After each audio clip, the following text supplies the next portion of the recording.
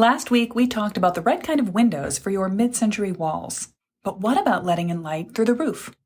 Most mid-century homes are a little light on natural light in certain areas. Pun intended, and I stand by it. So, if you've done all you can to light your home with opening up interior spaces and maximizing the window openings in your walls, have you considered bringing in light from above? Sit back and listen while I give you a little background on why there might not be enough daylight or artificial light in a mid-century home and what you could do about it. Today, sun tubes and skylights. Hey there, welcome back to Mid-Mod Remodel. This is the show about updating MCM homes, helping you match a mid-century home to your modern life. I'm your host, Della Hansman, architect and mid-century ranch enthusiast. You're listening to episode 1709. Before we get into it, hey, where are my Douglas Adams stands? Do you happen to know the answer to life, the universe, and everything? If you do, you also know how old I'm going to be on my birthday, which is Saturday, June 8th. To be honest, I'm pretty excited about this one. It's such a nerdily wonderful number, and I'm also absolutely loving being in my 40s. Not that I think there's a bad age to be, decade-wise. I have people important to be living through their 20s, their 30s, their 50s, and their 70s right now, and they're all doing it so gracefully. I don't know anyone in their 60s or any teenagers. Is that weird? Anyway, all I can say is that for me, it's a high energy, high confidence time. I'm having a great time running this business, living in my home. I'm just taking up running again, and I'm going to do a birthday 5K. So wish me luck. It's just a park run, but still, I'm excited. That's pretty much what I have planned. I'm going to get pizza and have an excuse to eat cake. But as a dyed-in-the-wool introvert whose two best friends live 2 time zones away, I'm not throwing a big party. I am, though, going to lean into the idea I had last year, which is to give you a present for my birthday. Just like last year, I'm running a sale on all of the home improvement educational resources of Mid-Mod Midwest.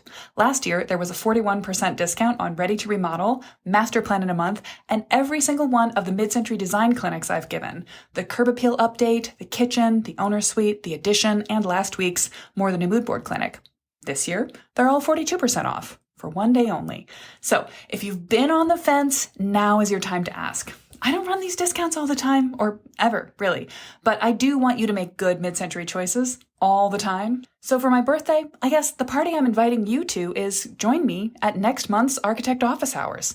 Every happy member of Ready to Remodel shows up every month there on the first Monday of the month, and we answer all of the pressing questions that have come up about what's going on with your house, how to talk to contractors about your plans, the right height to hang your pendant lights, tricky layout challenges you're working with, and more.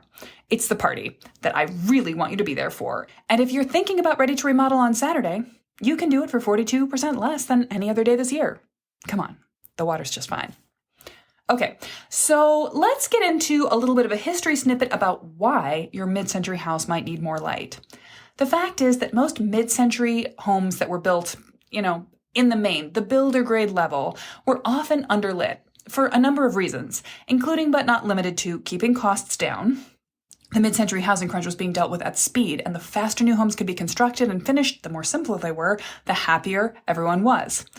It was also an era when people took a lot of pride in choosing their own furnishings for a home, and lighting was considered to be part of that package. So while the kitchen, the bathrooms, and the bedrooms tend to come with just one source of general light, dining rooms might have none, living rooms almost certainly did not. You were meant to bring your own table lamps, floor lamps, and pendant lamps to suit the furnishing styles of your rooms. In a neighborhood where everyone's home was constructed identically, same time, same finishes and costs, one of the ways people could show off that they were doing well was to purchase an entire set of matched living room furniture, bedroom furniture, rec room furniture, and these sets came with lighting. The other reason it didn't happen was people didn't expect it. You'll find less wired-in lighting in a mid-century house because people hadn't had electric light for that long. There was just a lot less lighting available to people. Of course, some people had had all the light and power they'd ever wanted. The wealthy have always been able to have first candles and braziers, then gas, then powered lighting. But there were limits on electricity, and people wanted to brightly light their homes in the most important areas. They weren't really worried about having light everywhere all the time. They also, frankly, were reaching out for qualities of light that we don't appreciate these days. They thought of practical light as being fluorescent tube bars, and we can do so much better with LED these days. So the kind of lighting they often defaulted to felt a little harsh. It wasn't actually that pleasant to have around. Again, the pleasant lighting people had in the mid-century era was their personalized choices, the light they chose and had shaded with lamps, pendants, and floor lamps, and more so. Generally speaking, in the mid-century era, it was still maybe even the late 40s in some areas getting to the full swing of construction in the 1950s. This just wasn't that far away from the time when people were not used to having a whole lot of light in their rooms after dark. So tie us back to our recent episodes on Frank Lloyd Wright a couple of weeks ago. When I was younger and more hot-headed, I used to get really mad about what I saw as a design failure on Wright's part to even think about his clients' preferences and comfort in his design work. Now, I still believe he was much more interested in the power of his particular choices than in the requirements of his client, or in a general requirement for human comfort. But something I can say for him now is that he didn't grow up in a time when there was a lot of human comfort in houses. Houses in his childhood weren't particularly well air-sealed, they weren't particularly easy to heat or light. So when he was thinking about what was important in design, he just really wasn't thinking about how to keep the cold out. His solution to cold winter weather was to go to Arizona. He famously designed a corner window at his own home in Wisconsin that was 2 sheets of glass stuck together with a little bit of sap as an adhesive. Air clearly blows through that gap to this day. But again, remember, when you take Wright in context, he was born in the 1800s. He grew up in homes that were never thermally comfortable, evenly heated, or well air-sealed. It just didn't seem that important to him because it wasn't the default requirement of a good house. The best houses couldn't do that, so why should his? So we can take him as an example and think about the fact that mid-century houses, people just had different assumptions for what a well-lit space could be. But that doesn't mean we have to live that way or like it. It's just the backstory. What we are used to now is something quite different. As electricity became cheaper and more common, it became standard for American houses to include general wired-in lighting in every room. Electrical wiring became more complex, and it was easier to do things like put lights on a dimmer, have multiple switches at multiple points of entry for a room. And we've gotten in the habit, if we're used to living in apartments or living in homes built after the mid-century era, to have built-in general light in every space in the house. So, I want us just to take this as the prologue for what we're going to talk about today. It may be that there's not enough lighting, artificial or daylight, in your mid-century house, and that is, well, it's not okay, but it is normal. As I often do, I'm actually going to start by telling you what I hope you won't do, and it's somewhat predicated on the advice I think you will get when you talk to contractors about what to do to improve your mid-century home. This may take the form of a quick rant, honestly. I hate can lights. I want to push back on the idea that upgrading and updating a mid-century home is always about adding as much general light as possible.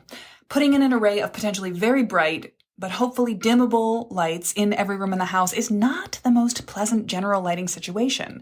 And when you think about a room and what kind of light it needs as you live your daily life, it can be really easy to just understand that the room isn't working. You can see it's too dim. You can see it's depressingly dark in the winter. It doesn't encourage you to come in there at night. And that's a fine jumping off point. There's nothing wrong with noticing a problem and wanting to take action.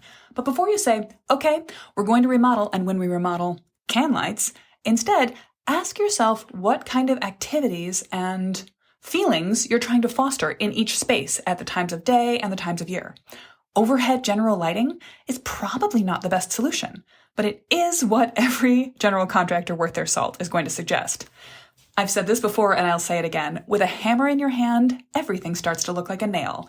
And when you are an electrician, you have a strong impulse to put can lights into every space. And certainly, you may put in can lights into your home, but I will encourage you first to really create the space you want by having more task lighting and more mood lighting available, rather than just more general bright light. So even if you do fill your house with can lights, I'm going to recommend you keep them off most of the time. A lot of harsh ceiling illumination that shines down on faces creates shadows that are harsh if they're dim and creates spaces that are too bright for pleasant activities other than nighttime panic cleaning or throwing a big party.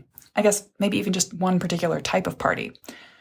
Now, an electrician will tell you there won't be shadows under your face as long as you have enough can lights, and I'll tell you that I hate the look of a ceiling that has a can light every 4 feet.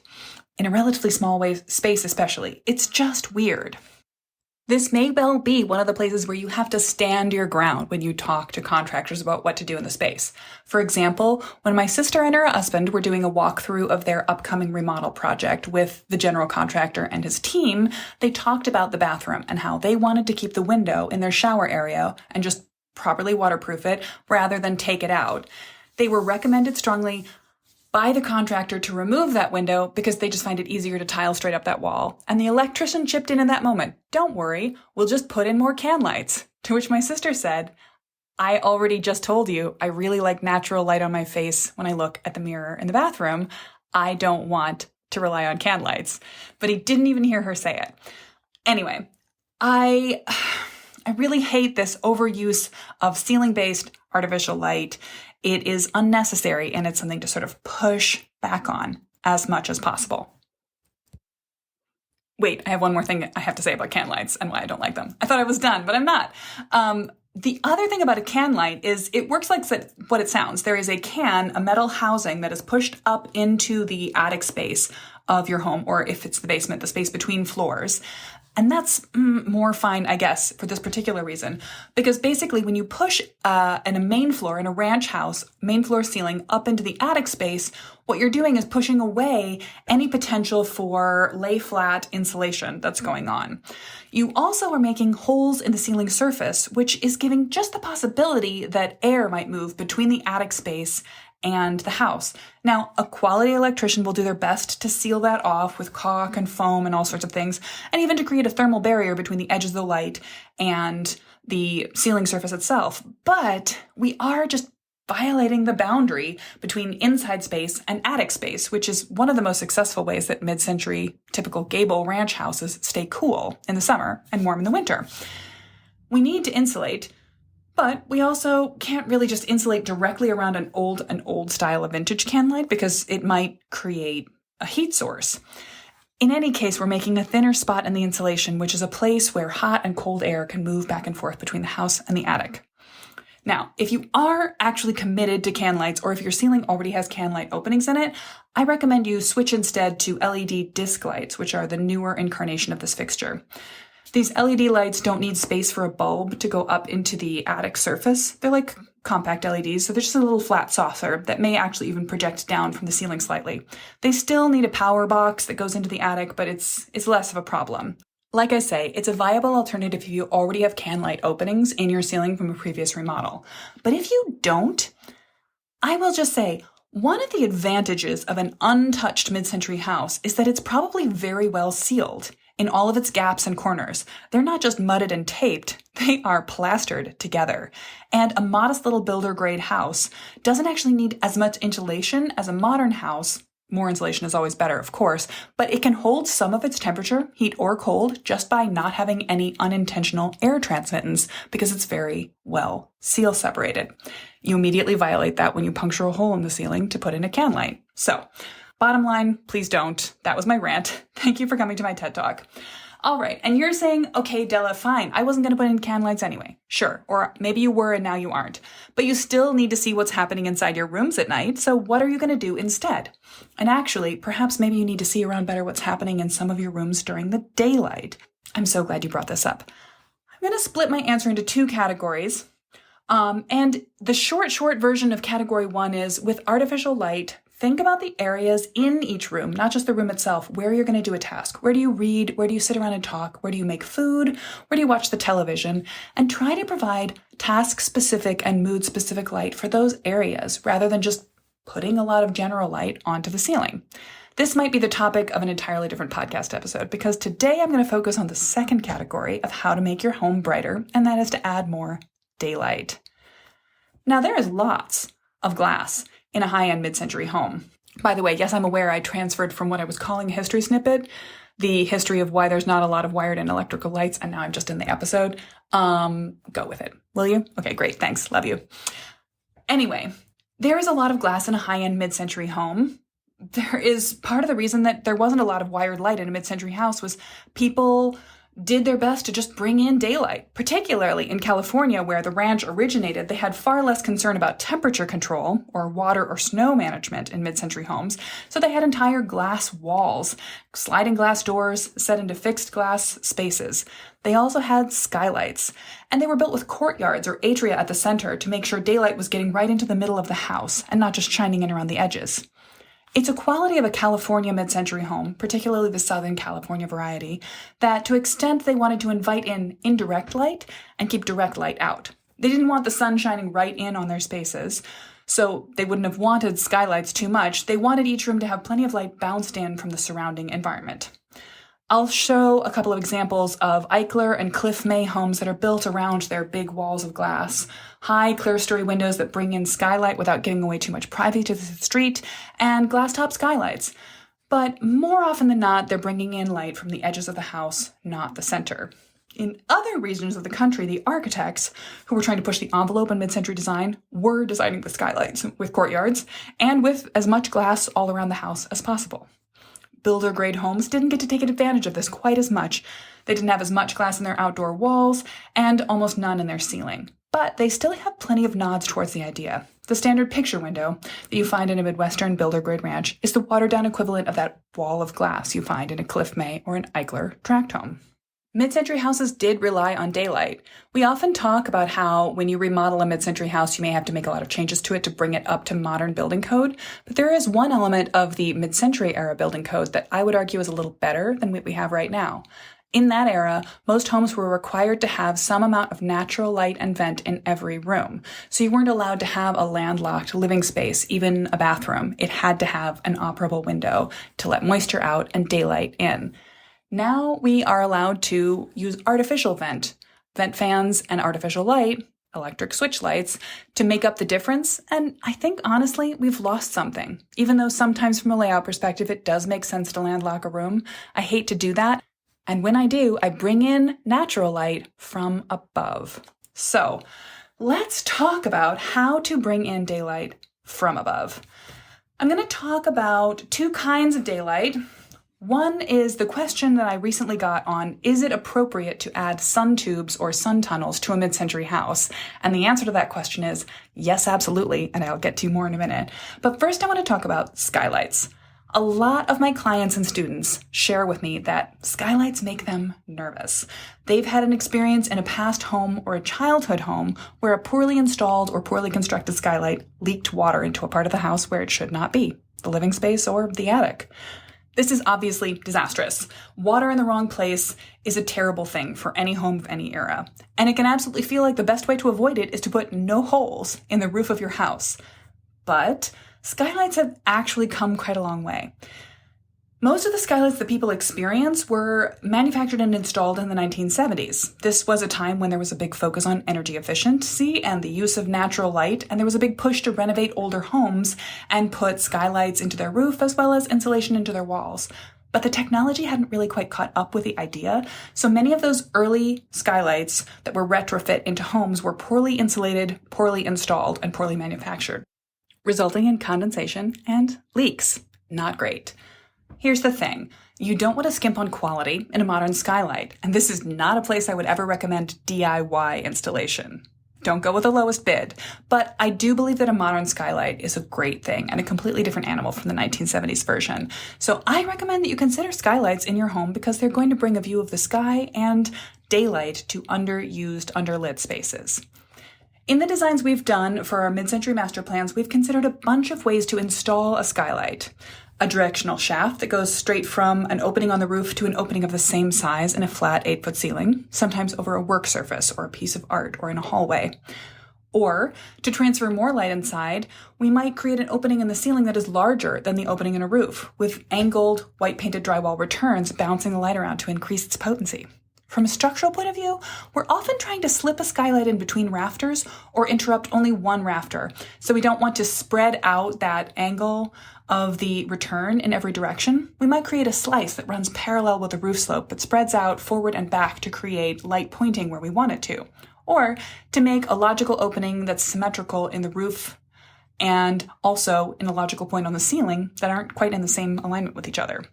And sometimes we get to go all the way and recommend elevating the ceiling to an angle near or close to the roof angle, and then also introducing skylights. This can absolutely transform a living space, particularly a small one, from a cramped, unlovely area into the centerpiece of the house.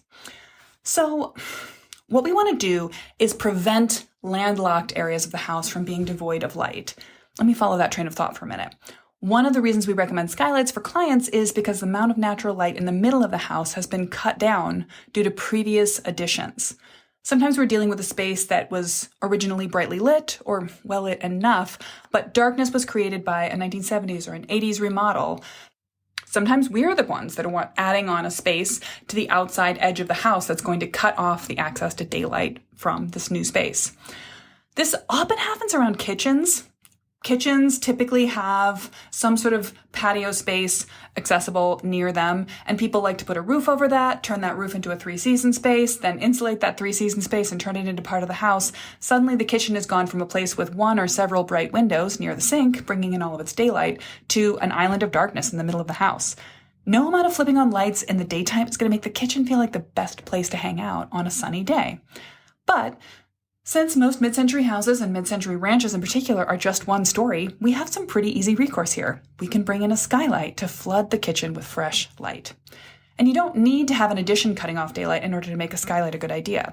Sometimes houses with a strong north-south orientation just end up having a sunny side and a shading side of the house that moves through the day and literally decides where you don't want to spend time. I experience this in my own house to a certain extent. My living room can be a glowing light box on winter mornings. The low angle near solstice light shines directly in, and it makes my sofa the best spot in the house, which makes it really hard to switch modes after breakfast and get up and go across to the dark west side of my house into my office to get working. Similarly, I find myself working late towards the end of the day in the spring and fall because the sunny side of the house has switched to my office side, and I just don't want to be in any other part of the house. This situation can be exacerbated if you have a lot of tree cover in one part of your house. That was true for one client I had recently. It meant that even during the time of the day that the sun was technically on that side of the house, they weren't getting much of it, leaving big areas of the house in darkness. Now, in the house that I'm thinking of, the original design, a very well-built but sort of stolid Midwestern mid-century ranch, had one bright morning room, the office, that then became unlivably dark when the light went away. And it was similarly dim and sort of depressing in the living room on the opposite side, even though it had big windows looking out at some gorgeous trees. We solved that problem by elevating the ceiling in the living room and installing some amazing skylights, which not only magnified the light, but made the whole space feel bigger and better connected, even to the view out the windows to see those pretty tree boles. But we also solved the light problem happening on the office side by putting a series of interior windows across the spine of the house on either side of the hearth. So now we can bounce light from the bright side of the house to the dim one, whatever time of day it might be. You might try the same thing. If you're thinking that it might be nice to bring daylight into the middle of your house, but a skylight feels like too bold of a choice, either for your pocketbook or just for that sense of, oh no, there's a hole in my roof, then I'd love to recommend the compromise solution, and that is a sun tunnel, a solar tube, a tube light. These are a version of skylight that's extra easy to install and easier on your wallet. Basically, at the roof, it's a small sealed bubble that transmits light down a polished, shiny metal tube through any attic space, and is easy to insulate around, so you prevent the loss of heat through that tube. And it comes out at ceiling level in a flat glass element that looks a lot like a surface-mounted ceiling light. Even though the opening is small, the fact that it's gathering light from the whole sky and then bouncing and reflecting it down that mirrored tube means you're getting a lot of daylight through a small aperture. And depending on how you design that surface ceiling mount, the diffusion can be a point source or a general glow. I love these little devices. They even work well to place light on the surface of your ceiling in specific spots. For example, if the place you most wanted to bring light in a central area, maybe in an internal hallway, was right at the center of the house, it might be right under the peak of your roof, which you might understand is not a good place to put a skylight. But these solar tubes can be angled. That metal reflecting part doesn't have to run straight up and down. So you can choose to put the penetration in your roof in a different part of the roof. Now, there's a length maximum there, but within reason, you can even use this to put a light towards the front of your house on the interior ceiling height, and then run the solar tube, the bubble that's at your roof height, to the back of the house so it's not visible from the street. You can also use this if you're combining skylights and solar panels. You might choose the spot with care that you want to penetrate the roof in order to get the maximum solar exposure for both devices. Like I mentioned, sun tunnels, solar tubes are easy to install and generally more cost-effective than most skylights, and they can come with an added discount. Often they're combined with a wall-switched ceiling light. So you've got one place, the best place for light to come in, that when there's daylight, you get daylight. And when you don't, you can flip on a switch and turn on an artificial light. If there's any type of a PV element, photovoltaic, you may be eligible for a federal or state subsidy as well. Now, due to the way these laws are written and the way they are funded, these subsidies come and go very unpredictably. So the best source for information on whether or not there are discounts associated with solar tubes right now are the solar tube installers themselves. They always know when there's a good deal to be had, especially because the difference between what you pay and what they receive is made up for by someone else. So basically, my advice to you is this. If you're even slightly intrigued by the idea of bringing daylight into the center of your house, Google solar tube installer near me and pick up the phone right now. Have a consultation. Go wander in a showroom, chat about this with someone, and see if they can persuade you it's a good idea. I certainly think it is.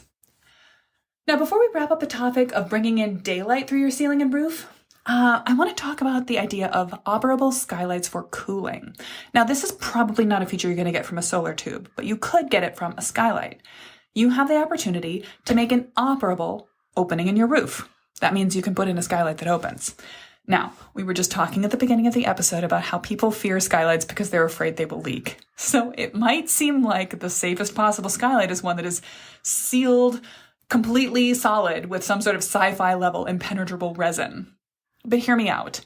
Well-installed operable skylights, manufactured at the top of their brand, can do wonders for your energy bill and your human comfort.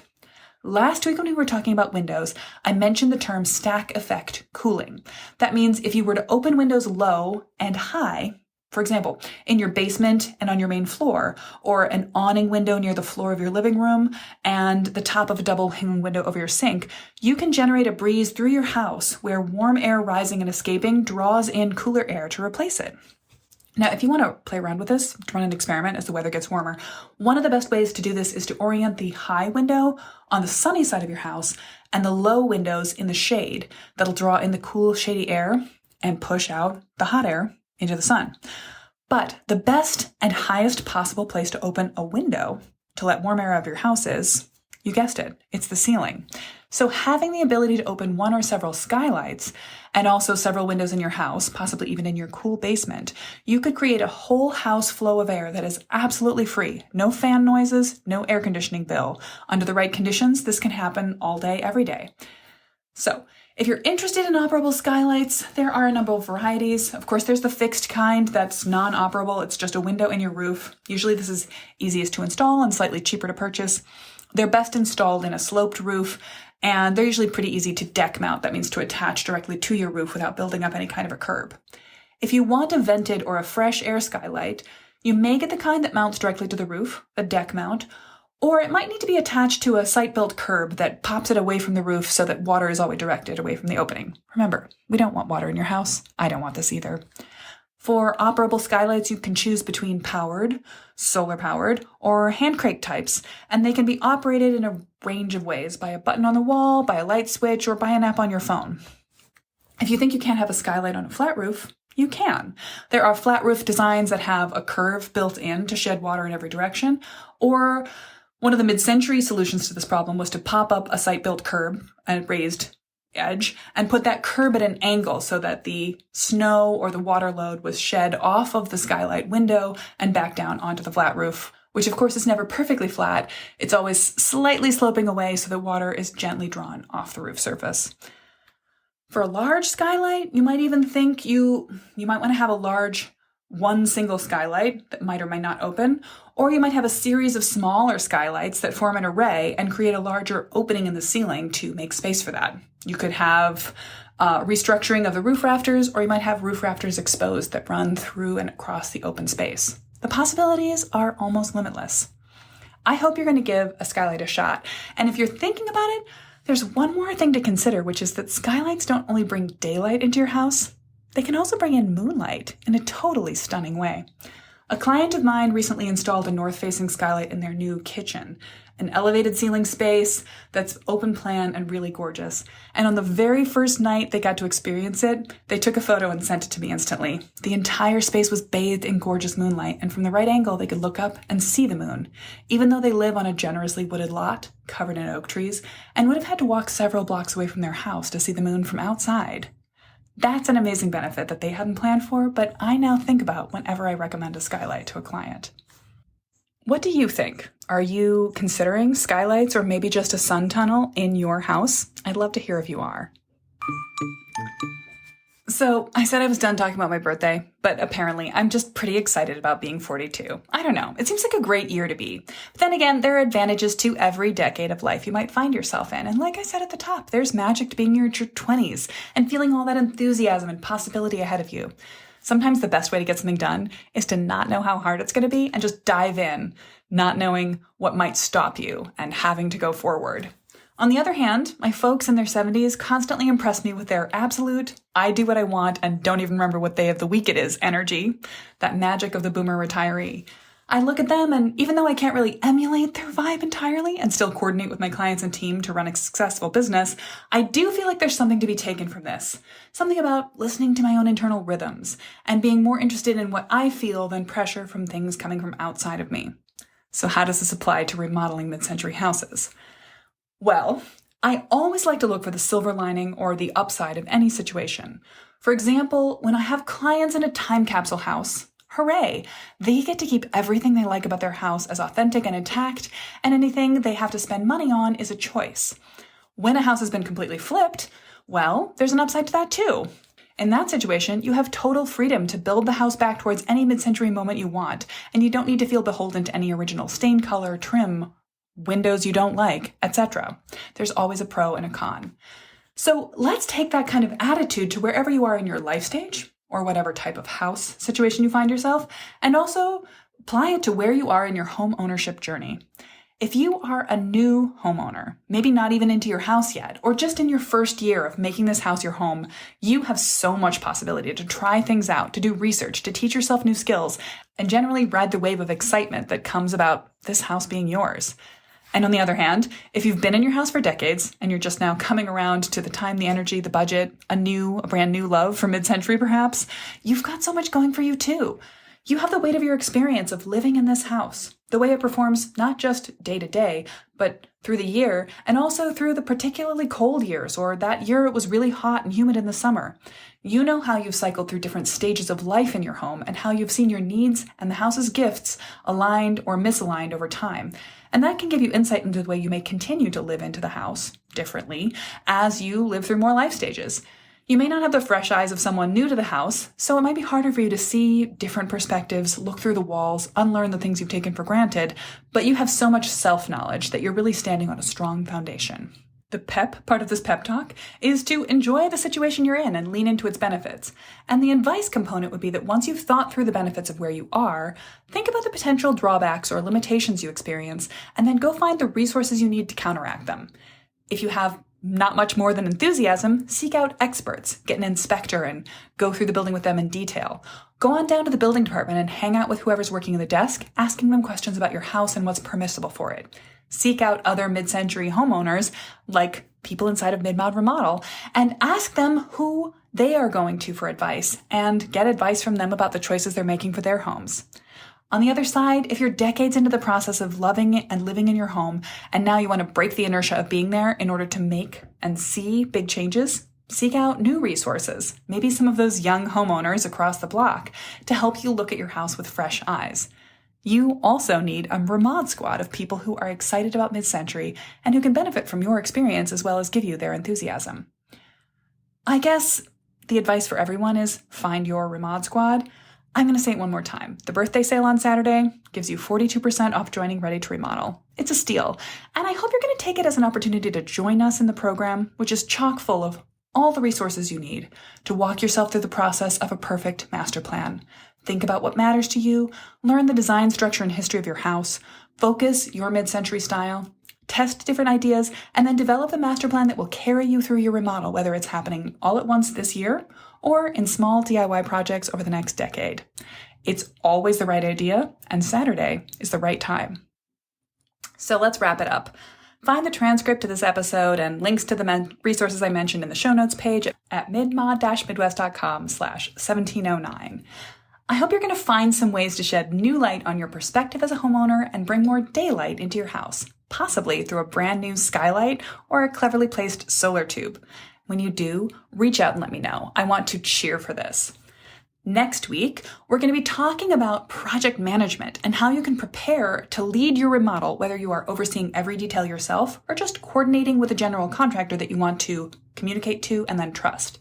I'll share anecdotes of my own experience through various clients over the years, stories from my own remodel, and of my sister's ongoing kitchen and bath update, which I am beyond excited about. Stay tuned to find out more. Catch you next week.